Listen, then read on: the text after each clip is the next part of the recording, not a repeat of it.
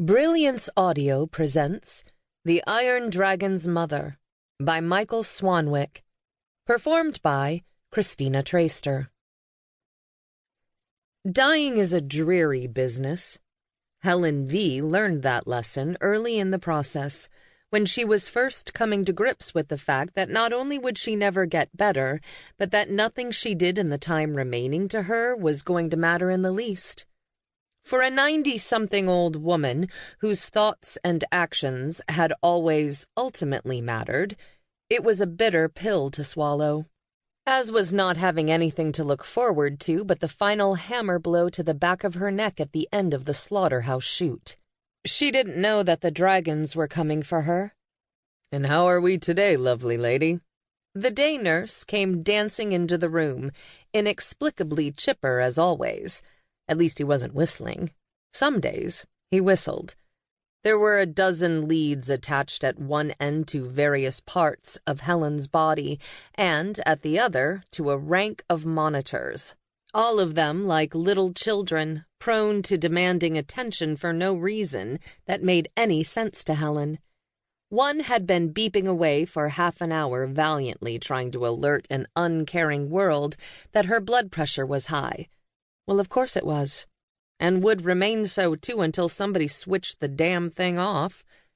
It hurt to turn her head, but Helen made the sacrifice so she could move her glare from the monitors to the nurse on the far side of the jungle of plastic vines that moved fluids in and out of the desiccated sack of flesh that had once given her so much pleasure. "We are dying." "Oh, piffle, just listen to yourself. You're being so negative. How are you ever going to get better with an attitude like that?" "I'm not." "Well, I'm glad that you see my point at least." The day nurse briskly yanked tubes from catheters and swapped out plastic bags on their chrome rack. He locked a gurney to the side of the bed and with a tug and a shove rolled Helen onto it. Then he changed the sheets, rolled her back again, and made the gurney go away. Finally, he tapped the weeping monitor, silencing it, and said, "Your blood pressure is high."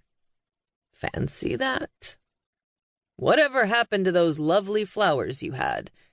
Without waiting to hear that Helen had commanded they be thrown out because she did not care for hollow gestures from distant relations she barely knew existed and would not recognize on the street, the day nurse picked up the remote and switched on the television.